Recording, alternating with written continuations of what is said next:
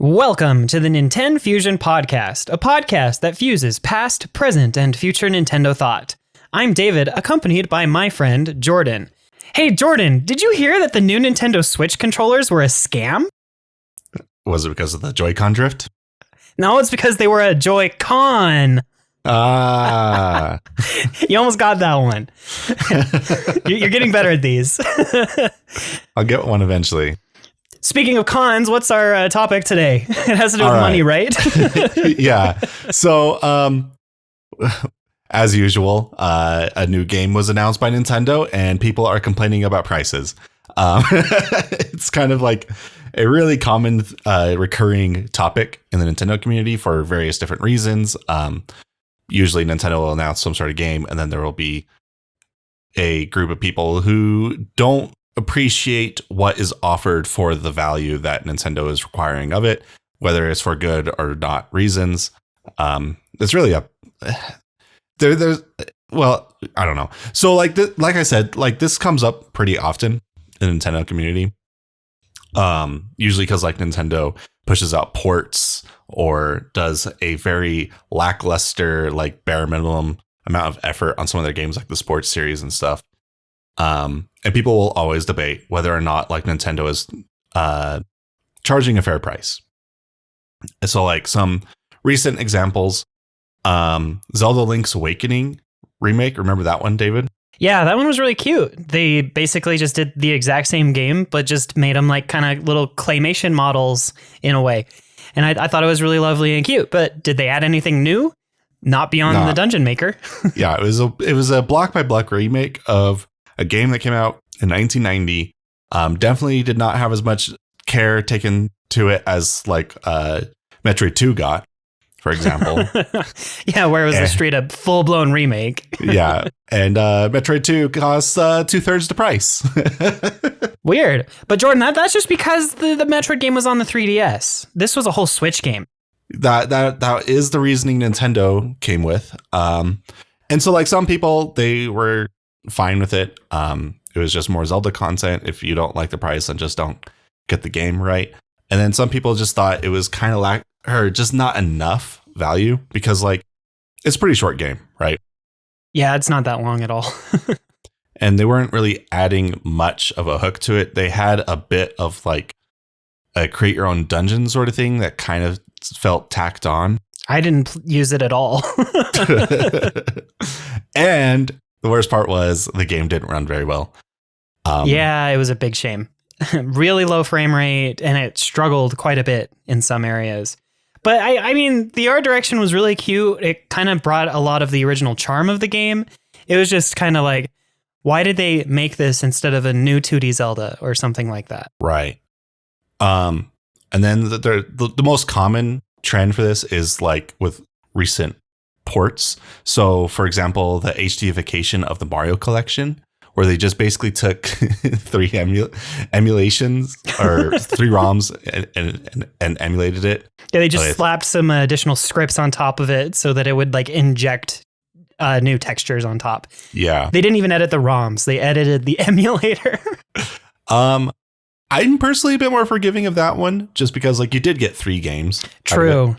And you got 3 of the best 3D Mario games for that collection. You know, you got Sunshine, you got Galaxy, and you got Mario 64. And it was really quite nice, except they used the worst version of Mario 64 that had no backwards long jump, but whatever. I also think they really should have added Galaxy 2 on there because it's really not that much more work to put on the ROM. And they ended up not doing anything with Galaxy 2 anyway. I know. How long ago did that come out? Like 2 years, 3 years ago? It was 2020. And we were all like, hey, the Galaxy 1 was on here. Clearly that means that they're making an HD version of Galaxy 2, right? Or they'll give us Galaxy 2 separately, right? And 3 years later, we're sitting here like, or however long it's been, were they ever going to do anything with Galaxy 2? They just forgot about Galaxy 2. I could see them just wanting to like represent one game from each generation or whatever, right? Excluding the Wii U because they had special plans with Bowser's Fury for that one. Right. But it still would have been nice to get Galaxy 2 because then Because then when Bowser's Fury came out, then we would have had like basically all the 3D Mario games. We wouldn't have 3D Land, but there's other reasons for why we don't have 3D Land. Does it have to do with it's on the 3DS? Yeah, it's really hard to port those games. Nintendo has to put effort into those. Yes, in order to get 3DS games on. Yeah. I honestly do think 3D Land could be ported over. It's not like it uses that much of the touchscreen for things. Well, that's the funny thing is most 3DS games don't use the touchscreen. Or if they do, it's just for menuing. Yeah. And then beyond like just ports or whatever, sometimes people get upset because like when the game originally came out, it was cheaper because like as time has gone on, video game prices have gone up to keep up with inflation. And so like, for example, Skyward Sword, which had very, very little done to it. It's basically just an HDify of Skyward Sword, which is appreciated. It's good to have that game like in an HD available in HD, but they charge $60 for it. And the original game on the Wii costs $50. Yeah. And what new stuff did they add to Skyward Sword? And I know there are all these people that are like, it doesn't matter if they add any new things to it. They made it HD and they ported it to the new console. Like all they really added to the game was the Zelda amiibo that lets you travel to the sky immediately. And I guess they fixed the bug that soft locked your game if you did the dragons in the wrong order. Yeah, but the amiibo didn't come with the game. Like no, it didn't. like with Twilight Princess came with the amiibo for $60 at least. Yeah, right? And that was sick. This one, the amiibo was sold separately and initially was sold at limited supplies, but then got reprinted into oblivion. Yeah, you can find like 80 of them at your local GameStop. It's kind of crazy. I was so worried I wasn't going to get one because it's a really, really nice amiibo. Yeah. It's one of those amiibo that shows you, if you compare it with like the original Link amiibo from back in the Wii U era, you're like, oh yeah, dang, the amiibo have actually increased in quality significantly. But anyway, this is more about the games. Samus like tilting to the side. And you don't have the what the fans have lovingly dubbed the P stick that sticks right through their butts. Anyway, but yeah, in regards to Skyward Sword HD, the game looks awesome. I mean, and we've talked about Skyward Sword before. Well, it may not be like our favorite Zelda game. It's still a high quality game, really, tight level design, even if it is rather short and incredibly linear. But did it warrant the whole $60 port on Switch? I don't know. That's a hard question to answer, especially considering some of the other games that they've ported. Yeah, we'll get to the most recent port soon. But I just kind of want to run down a bunch of like these different controversies because a lot of these are like, well, a lot of these were in the topic of conversation for various different reasons, right? Like not enough content. It's just a block by block remake. All you did was emulate this HDify. Donkey Kong Tropical Freeze was a port basically with minimal additional features, such you got Funky Kong mode, which is the easy mode, right? And that game originally was $50 on the Wii U and now is $60. It was only a generation old. It's not like even like an HDify remake that Skyward Sword got. It was just, they clearly have like tools to just move Wii U games over to the Switch. I mean, why would they change much of the back end on those things anyway? Yeah. And then the worst Wii U port, in my opinion, or the worst handled Wii U port, because like the quality of the game is still good. The worst handled release of a Wii U port was Pikmin 3. Because when they released it, after they released it, they realized that on the eShop, it was like, what, $20 on the Wii U? Yeah, something like that. So they shut down the eShop page on the Wii U for Pikmin 3 in hopes that it wouldn't advertise people to go buy that one instead. Yeah. To the whole like 20 people that still have their Wii U's working or something. Well, apparently it was enough to get people angry. And Nintendo like brought it back. It's like, was Nintendo just expecting us to not notice it? Like, what was Nintendo's like thought process? Like, oh, if we remove it from the eShop, then when people go to look for it on the eShop, they'll see it's not there and they'll think, maybe the eShop just didn't exist when Pikmin 3 existed. I guess it was never here. Like, I mean, to be fair, I did not buy very many full Wii U games on the Wii U. I mostly had the physical discs, but it was such a dumb decision. To be fair, though, that $20 didn't include any of the DLC for the game. All of the Wii U DLC was paid for Pikmin 3, and all of that came with the Switch port. But again, they didn't add anything new other than, I think, a couple of, like, a mission or two. Yeah, it's definitely a port. It's not like a remaster or a remake, or it's very bare bones. Just another one of those ports where Nintendo's like, we really need to recoup some of our costs from the Wii U era. Let's take advantage of the massive Switch market. And it worked. Whatever. People still bought it. I bought it. I love Pikmin 3. Yeah. But. And like with all these previous examples, I clearly seem to be on the side of cheaper games are better. But with this next one, maybe it's because I'm biased because of Metroid, but a lot of people were upset that Metroid Dread was $60. Even though it was like their headline game for that holiday season for the Switch. And their justification just was that 2D is not worth as much as 3D, which I think is kind of insane. Yeah. Oh, so just because they're developing it in 2D and have to make much tighter layouts and designs, especially in a Metroidvania game, and make sure that everything is clearly visible, everything is clearly indicated to the player, that the player knows exactly what they're supposed to do in particular scenarios because they can't walk up and look at it closer. You think that all of these different types of design decisions that they have to make for a 2D game, that somehow is worth less? I don't think so. Especially not considering the length of all of the 3D Metroid games. You know, Metroid Prime, the entire trilogy, the length of those games is about the length of Metroid Dread.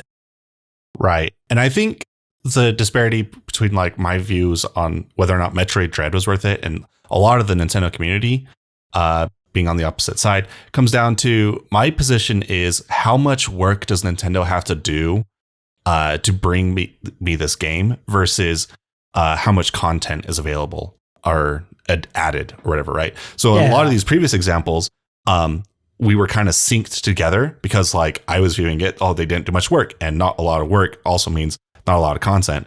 And then other people who just want more content were like, there's not a lot of content, so there's not much to be valued here. Then Metroid Dread comes out and it's an entirely brand new game. So I'm in the happy camp and then other people just aren't, right? And so it's kind of like everyone's going to value things differently, right? Yeah.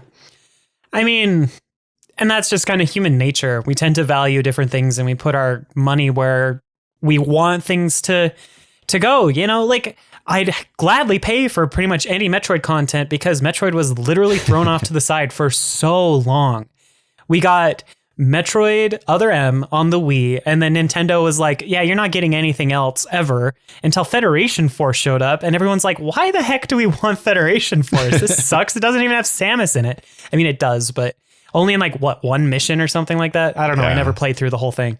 And then they finally give us the remake for Metroid 2 with Samus Returns, or Return of Samus, whatever order they call it. I'm confused right now. Normally I remember that, but anyway, they give us that, and I was like, oh, heck yeah. I'll pay for this, even if it is a little bit janky and it shows a little bit of immaturity in its Metroidvania design.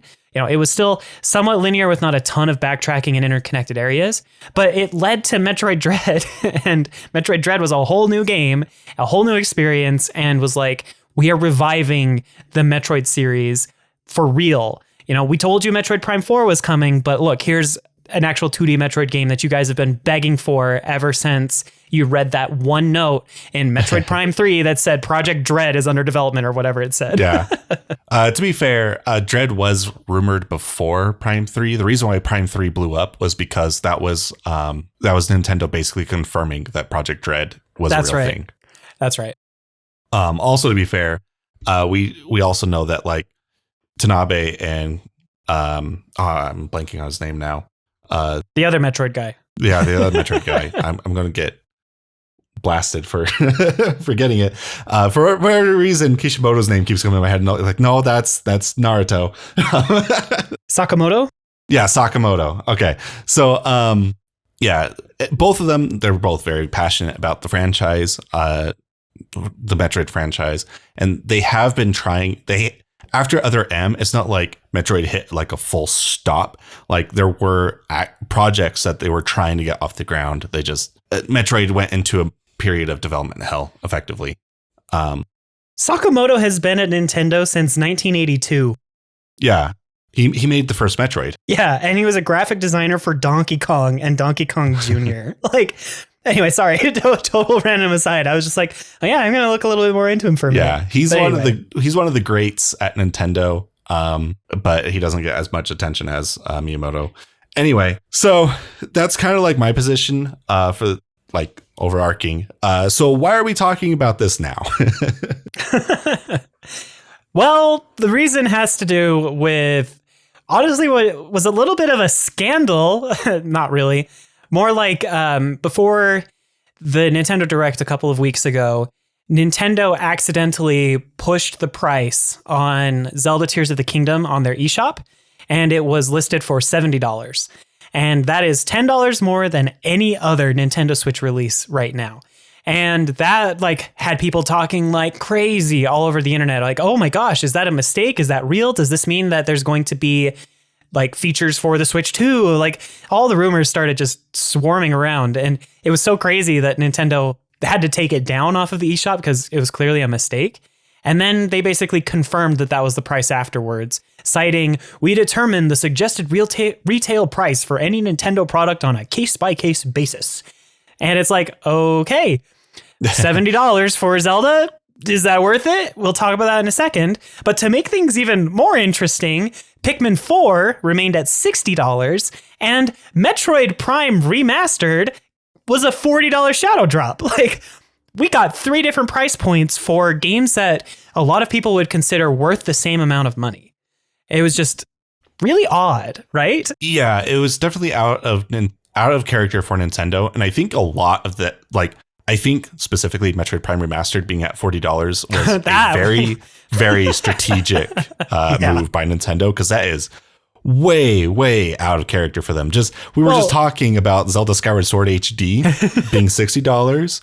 Prime Remastered had way more work done to it. By far. Sure, it's a beat by beat remake or remaster. You know, they didn't change the base of the game. Everything still behaves the same way, except for a handful of bugs that they've patched out. But yeah, like everything was remodeled. Everything is completely retextured. They changed a lot of the visual effects so that it looks more realistic and real. And it's just like, oh, okay, that's only $40. And I think it's paid off because from what I've heard, it's like topping the download charts. It is. Yeah. It was sold out on Amazon. Yeah. Like the physical pre-orders that are coming out later this month are gone. It's insane.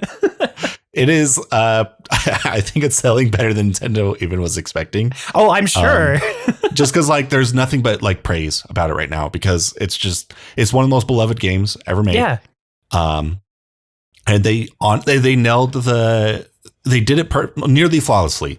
Like there's a few nitpicks some people have, like where's the fusion suit and the doors look not quite as good as in the previous game. But these are like really, really tiny nitpicks to the point where this is the definitive version or definitive way to play Metroid Prime, right? Yeah, and like it has every control scheme that imaginable for the game too. Like, and we talked about this a little bit on our last episode, but like you can play in the original GameCube mode if you really want to. If for whatever reason you're super nostalgic for that, even though in my humble opinion it's the worst way to play the game. Or you can pull out your 2 Joy-Cons and you can actually play it like it was on the Wii, though I have found that to be slightly spotty. I get a couple of drops and then the motion controls tend to they don't drift, but like they make it so that neutral pointing position is always in a different place. And I have to like pause the game to force it to self-correct quite often. But it's still my favorite way to play because I enjoyed playing the Prime trilogy more than the GameCube releases.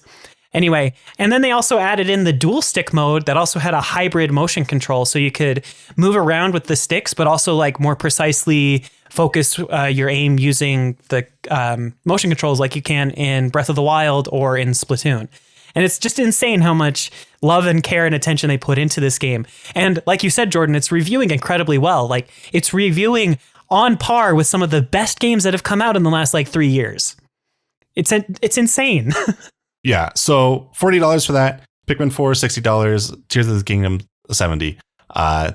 And for the quote to come out saying like we reviewed a Nintendo product on a case by case basis, they definitely determine these 3 games on a case by case basis. Definitely. So they are living up to that quote at the moment, which I'm personally excited about. Honestly, I've been begging for the betterment of a decade now for Nintendo to go to this kind of model, right? Before, they always just slap $60 on every single game, regardless of how much work, effort, or value the game has. It's a Nintendo game, so it's worth this much. And I would like things to be a bit more variable, right? Like, yeah. You can greenlight more projects if like it's targeted at like this specific audience for this price, right? So right. You could do some fun things at like the $20 price range, for example, or $40 price range.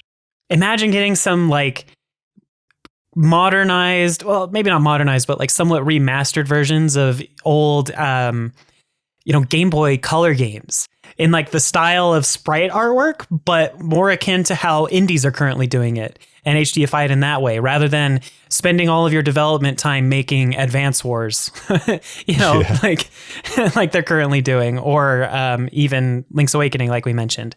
Well, like those games look beautiful, and it's not like I want them to go away. No. But there's a lot of games that Nintendo's just not touching because like they probably don't have quite the audience to justify a $60 port. Yeah, I agree. A lot of people really want Thousand Year Door, right? Or F-Zero. We could realistically see a $40 F-Zero with just like patched models or whatever, right? And textures. They could do that with Thousand Year Door easily too, like you were saying. They literally already have the technology to bring us HD GameCube games, even if they're emulated. If they just put that at like $25-$30 and do very minimal effort to give us Thousand Year Door, I think fans would go nuts over it. Yeah, there's a lot of games in Nintendo's old catalog from previous generations that don't need much of a remake because they aged fine. Nintendo is really good at making timeless games. I agree. But they need to be touched up in like the graphical capabilities or control schemes. That's one of the reasons why I have a hard time believing that they're going to bring the entire GameCube library to Nintendo Switch Online, because those games, as evidenced by Metroid Prime, are fairly timeless, but they don't look that good even emulated. I think that Nintendo should potentially HDify, remaster more of those games than just throw them on their online service. Now, I'm not saying they shouldn't do that. I'd appreciate it. I just think that it's worth more of their time and effort to make those games even more timeless and show how wonderful they are, even with just a remaster like Metroid gets. But yeah. Anyway. And I don't expect like Nintendo to put in the same amount of effort in these remasters as it did with Prime. Right. I don't even expect Prime 2 and Prime 3 to get the same amount of love that Prime got. Right. I mean, it seems like the Metroid Prime remaster was definitely retro, like, hey, let's get familiar with the Prime engine again, because it is literally the same engine that the GameCube game used, just the most recent updated version of their internal engine. So it very much seems like it was an exercise in training up their new developers, because many of the Metroid developers have long since left the company, to get them up to speed, to show them how Metroid works and start working on all of those tools. And maybe, the rumors were saying that it kind of started as a, hey, Nintendo, check out what we were able to do with the Metroid Prime game. And then they were greenlit to polish this up and get it ready for mass release. And maybe that's how it ended up going. I don't know. And if Prime 2 and Prime 3 do get remastered, I don't think Retro's going to handle it. I think they're going to hand it off to Iron Galaxy. Right, because they helped with the Prime remaster. So And Iron Galaxy does fine. Like they poured a bunch of games that run pretty well on the Switch. So yeah. I mean, I'm totally fine with it. Yeah, they're a port house and they're really good at what they do, honestly. Well, now they're familiar with the Metroid engine, so it's totally cool anyway. I think they could pull it off easily. And then Pikmin 4 stayed at $60. Tears of the Kingdom, though, is the big like focus of the topic because, like as you said, people are not happy that Nintendo is increasing the price of games. Now, the industry standard has become $70, right? Yeah. With the new generation of PS5 and Xbox Series X. It's really hard to say new anymore because like the generation's been around for 3 years, surprisingly. Yeah, but it's still new, Jordan, because nobody can get their hands on a PlayStation still. So to be fair, I don't think even Sony has like gotten their hands on any dev kits because there are no games coming out. Yeah.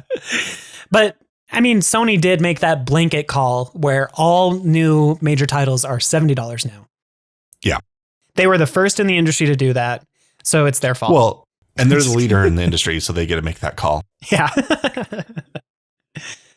Yeah. But now the real question is like, they say Nintendo says we're just determining this by, product pricing on a case by case basis. Right. So like, what is their reasoning for this? Are they doing it just because they can get away with it because it's Zelda? Because of course people are still going to buy it. Or are they doing it because there's a massive amount of content? Are they doing it because the development cycle ended up being much longer than they thought they needed it to be? Or is it because they need to like keep up with inflation in the market and we're going to start seeing more of these big Nintendo games push that $70 mark? I think all the above, but honestly, I think the most likely reason is because this game is going to be Nintendo's first game on a 32 gigabyte cartridge. There it is. Now, Jordan, what other games were on a 32 gigabyte cartridge? So there have been a few third-party games, such as like Witcher 3, Final Fantasy XX2 HD Remaster, Dragon Quest Heroes 1 and 2 in Japan only. And a couple of others, but yeah. Usually third parties bend over backwards to avoid putting their games on a 32 gigabyte cartridge because it's an expensive cartridge to put your game on. And so that's usually why a lot of games will have like some amount of the game on the cartridge and then some other stuff download only, right? So like I think Doom was like the multiplayer is download only or something. And Tears of the Kingdom, I believe, is around 18.5 gigs. Yep, it's 18.2 gigs. Which makes it just barely outside the range of the 16 gigabyte cartridge. Dang it. Well, to be fair, Breath of the Wild was 14.4, so we got a whole 4 gigs of new content, Jordan. Yeah. And it would have been really bad optics if they required you to download some of Tears of the Kingdom. Could you imagine? Oh my gosh, I would be mad. You're telling me half the game has to be on my Switch? Or that the cartridge is literally just plug it in and we'll download the rest for you? Like, that'd be so dumb. Yeah. So when they say case by case basis, I think what they mean is Pikmin 4 is not on a 32 gigabyte cartridge and Zelda Tears of the Kingdom is. So they are pushing the cost of the bigger cartridge onto the consumer. And you gave a bunch of other reasons. And I think those kind of aided the decision, such as they can just get away with it because it's Zelda. Yeah. If they were to put, imagine if Tears of the Kingdom was $60 and Pikmin 4 was $70. Pikmin 4 would never sell a copy. I think only like a handful of people would buy it. You and me, a couple of the YouTubers that we know would fall apart, a Blue Puppet in particular. But like the general market would be like $70 for this. I don't even really know what Pikmin's about. No thanks. Yeah. Like let's assume like Pikmin 4 is absolutely beautiful. It has like all these rendered assets that bring up the amount of storage to 30 gigabytes or something, right? So it has to be on this. And so it's a $70 game. People would still be livid. Oh, I know. They'd be more upset than they are about Zelda, to be fair. It wouldn't get away with it. No. So absolutely not. So if they were to increase the price, they had to do it with either Zelda, Pokemon, or Mario. And of those three, I think Zelda is the most equipped to handle it because it caters to a more core audience and franchised audience than Mario and Pokemon do. Yep. Not that there aren't enfranchised players that play those. There obviously are, but a large portion of their player base are like really casual and younger audiences, right? Yeah. Yeah. Especially when it comes to Pokemon and Mario. Zelda, we tend to be the old souls of the Nintendo franchise or the Nintendo community, I think. The majority of the like hardcore Zelda fans, I'd say that most of us started well before Breath of the Wild. At least the ones that stick around for a long time. Breath of the Wild had a massive amount of players come in and join Zelda for the very first time. Yeah. I've seen dozens of interviews of like, content creators, of even like Dungeons and Dragons podcast players where they're just like, yeah, my first Zelda game was Breath of the Wild. And I tried to play through like Majora's Mask and it was absolutely awful. I'm like, this isn't Zelda. And I just was like, no, that was Zelda before Breath of the Wild changed everything. Not that Breath of the Wild's bad for doing that. But like, anyway, I just think that, us Zelda fans that are the old guards are the ones that also stuck with Nintendo throughout the Wii U era, hoping and praying that we would get Breath of the Wild before the end of its life. What I didn't mean that like Zelda fans have been gaming longer or whatever. Yeah. Like Nintendo fans for longer. I just mean that the people who are going to be more likely to pick up a Zelda game are going to be the more likely people to have like gamer as like their moniker or identity or something, right? Than the average Mario or Pokemon fan. There definitely are tons and tons and tons of people that play those franchises that do that as well. It's just that in the law of averages, it's just higher for Zelda, right? Yeah, I think that's fair. Not to say that those of you that have played Breath of the Wild as your first ever Zelda game, that something's wrong with you. No, I'm really glad that you managed to join us. I just think that, those players are probably some of the ones that are more interested about why the next one's $70. Whereas the rest of us that have played Zelda for a long time are like, yeah, it's Zelda. We're fine with that. Yeah. So like for me personally, I'm viewing Tears of the Kingdom as like an event, right? It only comes like every like so many years, $10, woo, whatever. Well, and the number of years is starting to increase apparently. Yeah. Like the next game isn't going to come for another 7 years. If Nintendo gave a proper like print run for its collector's edition, this game would be $130 for me. Yeah, I managed to grab a copy, but I feel bad that you didn't. It's fine. I'll manage. But yeah, I mean, $70 for the base game, $130 for collectors. Yeah, it's crazy. The pricing anyway. But it is weird that they chose to do this basically in a mid-generation. Mid-generation? Don't you mean like probably end generation? End generation. During a generation, right? Like during one. Yeah. They haven't announced the next generation yet. No, but I think there are a lot of signs that it's around the corner. Sure. We've been saying that for a while, but I really do feel like it's going to happen in the next year and a half. It's just kind of unprecedented to change price. Yeah. during a generation, I guess is what I should say. I agree. So a lot of people are like, why isn't this waited till the Switch 2? And like, honestly, it doesn't make that big of a difference if it happens now versus when the arbitrary date of the next system comes out. Other than just to make like humans like patterns, right? And so like that makes a clear distinction of transition, right? And so it's a lot easier to sell. Yeah, that transition point. I think that we hate transitions, but they are very good separators for us. Like, oh, this is $70 because it's on Switch 2. Got it. Yeah, it's not like being on the Switch 2 suddenly increases the value of what Tears of the Kingdom is, right? Right. So. But they increased like the value of games going from the Wii U to the Switch. So right. And the Wii to the Wii U.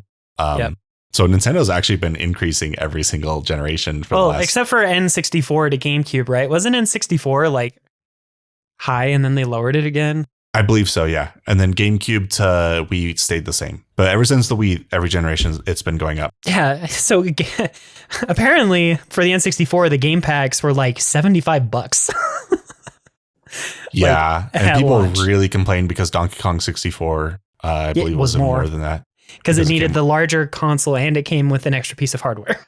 Yeah. Based on inflation, a game on the N64 would be the equivalent of $130 in 2021. That is why I only picked them up for $5 at the used bin. Exactly. When I was a kid. Or when you were like, or when you're like me, you pick them up in college for the first time and it was only like $20 or something. Yeah. Anyway, yeah, I lived and died by the $5 bin at Game Crazy. I mean, that's how you managed to get Fire Emblem. Yeah.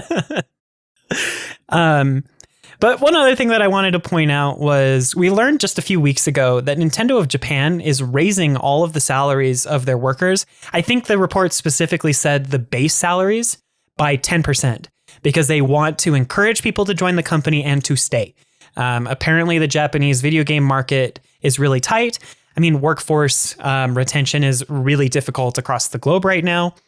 For various reasons that we're not going to delve into on this Nintendo-based podcast. But I think that that's another really good investment from Nintendo. And if we have to help foot the bill a little bit, because they're having, they said in the report that they're projecting worse profits this year and they're increasing those wages. So if we have to help pay for that a little bit with Tears of the Kingdom, I'd rather encourage Nintendo to keep good workers, let them stay, keep their workers happy, and give us really awesome games. Yeah. And like this kind of comes into like kind of the next topic I wanted to bring up is how do we value a game?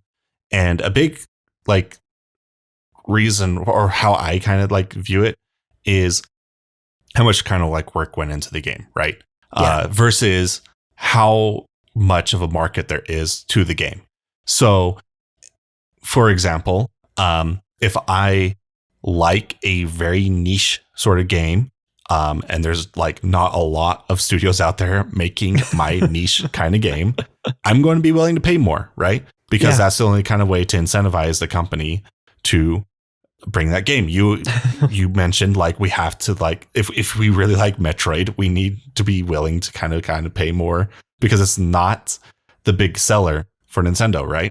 Yeah, but they still need to make money off of it, so someone's got to pay for it. So like there's kind of like this like cost of production, price versus demand sort of thing. If you have a larger audience for a game, you can increase the budget, right? And still sell it at like a lower price, right? So it's not going to be just like this linear function of how much content is in a game or like the quality of the content to mapped to the value of the game in my mind. Especially since I really am not a big fan of quantity of content being a measurement for value because I don't want bloat and fluff in my games. I want if there is content in the game, I want it to have like an actual purpose for being there. And so that's kind of why I butt heads a lot with some other gamers because some people just want all the content. They want it to be 100-hour plus game all the time. It's like, I don't need my Doom to be 100 hours. Like having it be 15 hours is great. Like I don't need Metroid to be that long either. I'd rather Metroid not be that long. Could you imagine 100-hour long Metroidvania? Oh, man. Oh my gosh. To be fair, I did put 60 hours into Dread. Yeah, but you played it multiple times and tried different challenges and did different things and completed it entirely. Like you managed to pull that out of the game on your own. Not that the game required you to do that to get to the end credits screen. Yeah, the game's like, what, 8-ish hours on a first playthrough? Something like that. And I think that that's great. Yeah. I think it's worth the money. It was a tight experience, and that's what I enjoy. But not shaming people who do like want massive amount of content. Like they view a like ratio between time spent and the amount of money they spend, right? So and that's really appealing to a lot of people that think about money that way. Yeah. I mean, I think that that's kind of one of the problems we've fallen into with open world games. I do love a good open world game. Don't get me wrong. I've had a lot of fun playing more open world games. But I feel like a lot of these open worlds have similar objectives at multiple locations. Like thinking of the Far Cry series, which is very fun. And I especially love playing it with my friends and family members. because it's way more fun to play as a duo rather than in a single player experience, in my opinion. But like so many of the locations where you would take out like hordes of enemies, they're just like basically the same types of buildings with the exact same objectives with like the same types of enemies. You know, there are some really interesting puzzles and other things that you can solve. There's good story content, but it feels like a lot of the open world games have to pad out content by reusing the same type of stuff over and over again. You can make the same argument for a lot of things that happen in Breath of the Wild. Breath of the Wild has a lot of the same enemies placed all over the place. Some of the environments are very large. In some particular areas of the game, there's a lot of walking between points of interest. You know, Breath of the Wild isn't excluded from this whole open world games typically pad for content. But in Breath of the Wild, it's really easy to focus in on the objective and have that tight experience because you can play how you want. And you can do that with a lot of other open world games too. It's just when people try to conflate, oh, look at how much content there is in this game because it's open world and they've just copied and pasted but slightly modified all of these objectives a billion times. That to me is like, I don't know if it's worth that whole experience. And for a lot of those games, I'm like, I'd rather get it on sale. Yeah, with a lot of open world games, especially back like 5 or so years ago, they'd always say like, how large is the map compared to Skyrim? Yeah. Oh, that was such a weird argument all that time ago. And like all that really constituted was just more open space, right? Yeah.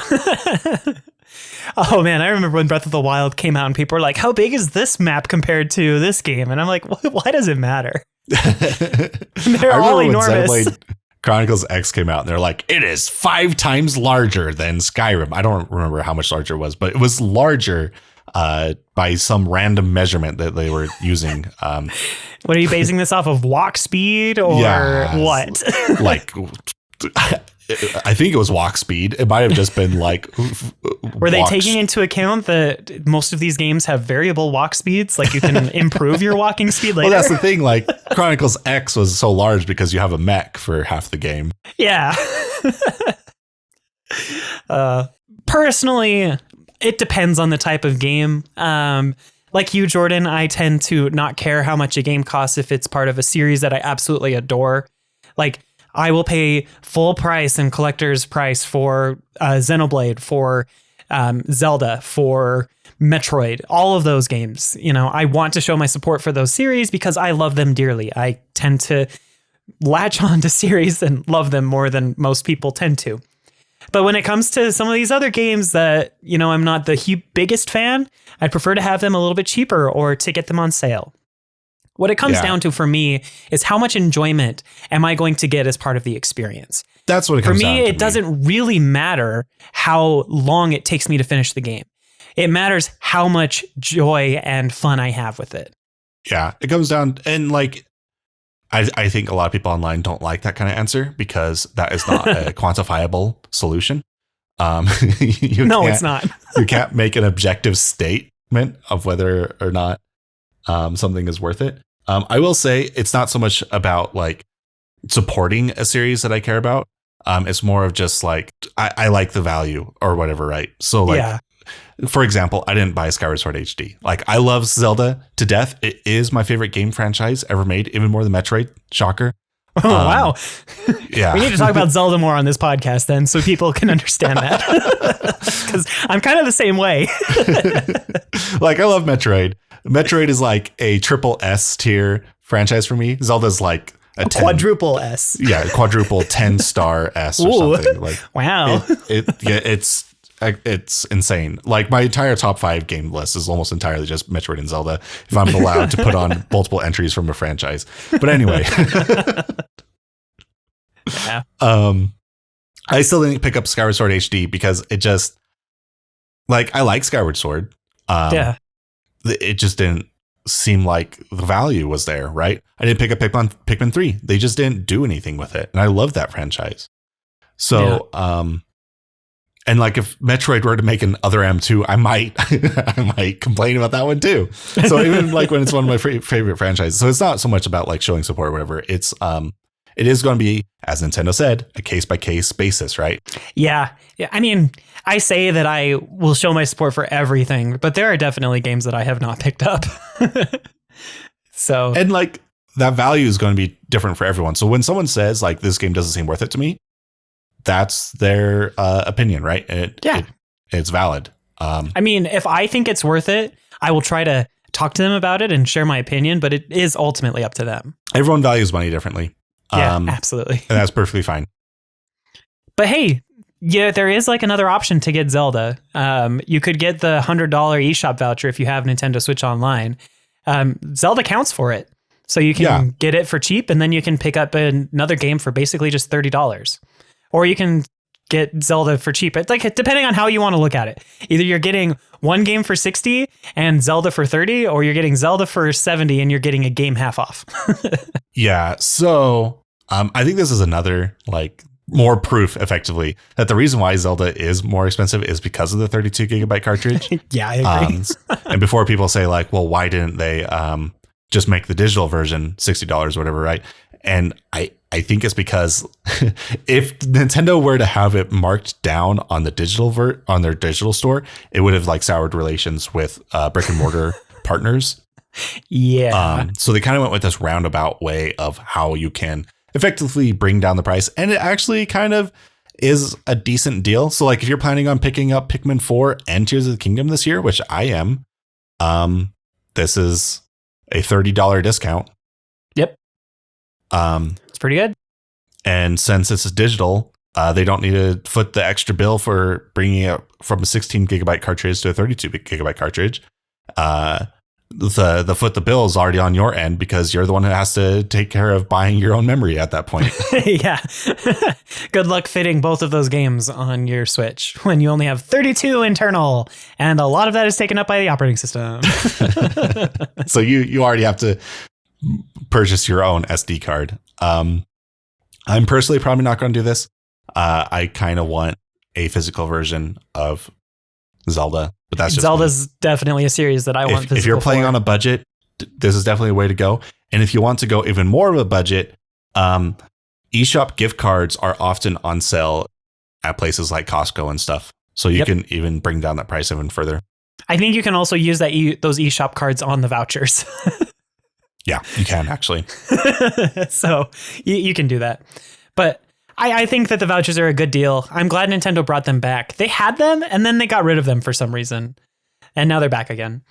So I think the reason is that they want people paying full price as much as possible. They bring them out to like avoid controversies. Like, oh yeah, sorry guys, Zelda's $70, but wink wink nudge nudge. I might be wrong, but I'm pretty sure the first one was added to like soften the blow for now Nintendo's charging money for internet. Oh, probably. It's like you can get I could be completely wrong on that one, but yeah. Anyway, but in all honesty, I think that the 3 price points that we got for the last Direct for these new games, $40 for Metroid Prime Remastered, Pikmin 4 $60, and Zelda $70. I honestly think that all 3 of those games are priced correctly. Yeah, in my opinion. And I know a lot of people are upset about it still, but I think that they're worth the amount that they've said. Honestly, I'd pay $60 for Metroid Prime Remastered. It's so good. Well, yeah, like I was expecting to pay $60 and they dropped it down to $40. It's like, okay. Which sweet. I'm very happy they did. It increases the amount of people who will pick it up and play Prime for the first time. Fall in love with Prime. And as a Metroid fan, all I want is as many people to play Metroid as possible. And yes, please. It's real nice that Nintendo is finally putting like actual strategy into the release of Metroid games. Yeah, I mean, and Metroid I think is one of the easier series to market towards like the teens and adults, right? Like it's a little bit more of the mature title that has guns and has some scary moments.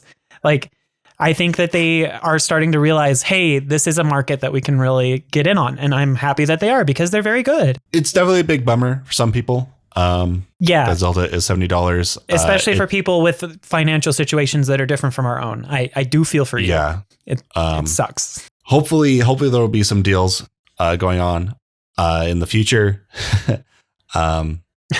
Unfortunately, this is Nintendo. So like their games never go on sale. Yeah. And if they do, it's a very rare occurrence. I think they had a couple of games go on sale a few months ago, but I can't recall which ones. Yeah, but their evergreen titles typically don't. Yeah. And this is definitely going to be built up as an evergreen title, unless of like the Switch 2 is next year and isn't backwards compatible. It better be backwards compatible, but that's a whole nother discussion for another day. In fact, we've talked about it. It does worry me somewhat that games are pushing towards the $70. You know, I'd like them to sit at that $60 point. But if Nintendo really is going to do this on a case-by-case basis and show us that some games are still going to be at the 60 and some are even going to be pushed lower, I think it's a really good compromise that they're pushing their upper bound to 70. So the thing I'm concerned about is when the next generation does come, I think the standard price for Nintendo games is going to be 70 going forward. I think you're right. It would be nice, especially if they're all breaking the 16 gigabyte point, because we don't handle know what the like cost materials will be like for the next. We don't even know if it's going to be cartridge based. They could go all digital for all we know. That'll be another controversy. Completely put GameStop and Amazon and all of their other sales like gone. It'd be an all digital console with 30 gigabytes of internal storage. Because that's what Nintendo would do. Anyway. No, but I do think you're right. I do think that the next gen will be $70. But yeah. I'd like to see Nintendo play with that number a little bit, depending on the type of game. Yeah, and I'm hoping Metroid Prime Remastered is like a blowout success so that Nintendo's incentivized to try out the $40 price tag for more games going forward. I agree. So, do you consider Zelda to be worth $70? Do you even have to ask me? Yes, I do. Yes, I do. Especially given what we've actually seen in the trailer. At first, I was a little like, I don't know if Tears of the Kingdom is going to be that different from Breath of the Wild. You know, I was always hopeful and excited. But looking at what they gave us in the new trailer, the fact that we're going underground, we have a sky portion, and there are some significant changes to the Hyrule overworld. Yeah, no, I think it's going to be worth the whole $70 experience. I think this will be one of the greatest Zelda games ever made. Yeah, I guess. So we'll have like another conversation, I'm sure, about this in the future. I imagine this is going to be a game that I'm going to really enjoy. I'm going to probably be a bit disappointed that they chose to reuse Hyrule instead of going somewhere new. Not that like it'll make it. I'm sure it's going to be like a phenomenal game, right? But there will always be that nagging feeling in the back of my mind, like, but what if they made an entire new region and did all this too? Yeah. What if they revisited Termina for the first time in years? Oh, yeah. Or if they happen to go to New Hyrule from the, have trains. Then the vehicles would make sense. Maybe Lorule will be in this game. We don't know. Who knows? But maybe they're hiding some stuff. I mean, if I really wanted to, Jordan, I could go look at the art book leak that happened this week. I'm avoiding that. I'm avoiding that too. I saw one picture from it and I was like, damn it. Maybe the Minish will be a big part and there'll be entire subsections of like Minish only accessible areas. We know they tried playing around with the Minish in Breath of the Wild for a while. So, well, there's enemies with Minish icons. Have you seen that? What? No. Yeah, those are Minish icons. Some of the enemies have like this broomstick icon on like. That's their the chest. Minish icon. Yeah, we're playing through Minish Cap, you and me. Like, how did I not make that connection? Yeah, that's what we're talking about next week. By the way, is Minish Cap, or we're gonna try to. We're currently going through Minish Cap right now. So yeah. We need to do a whole episode on Tears of the Kingdom theories as we get closer. Yeah. But anyway. Yeah, I'm excited for Tears of the Kingdom. One thing I'm really concerned about Tears of the Kingdom is I imagine people are going to be much more critically harsh with this game than they were with Breath of the Wild. Because they're going to be comparing it to Breath of the Wild. And a lot of them are probably going to be like, oh, well, there's not enough different or whatever, right? But we'll cross that bridge when we get there. Yeah. I mean, we will probably be more critical about it too, because we love Breath of the Wild so much.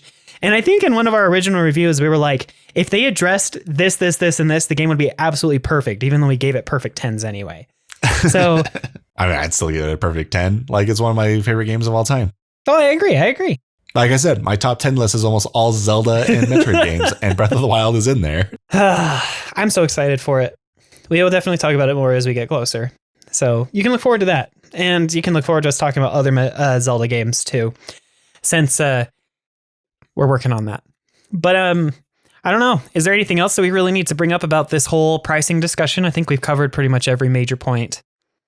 I think I'm good. So in conclusion, I'm sorry that Zelda is $70, but also I'm okay with it. Right? That's kind of what we're both at. Yeah.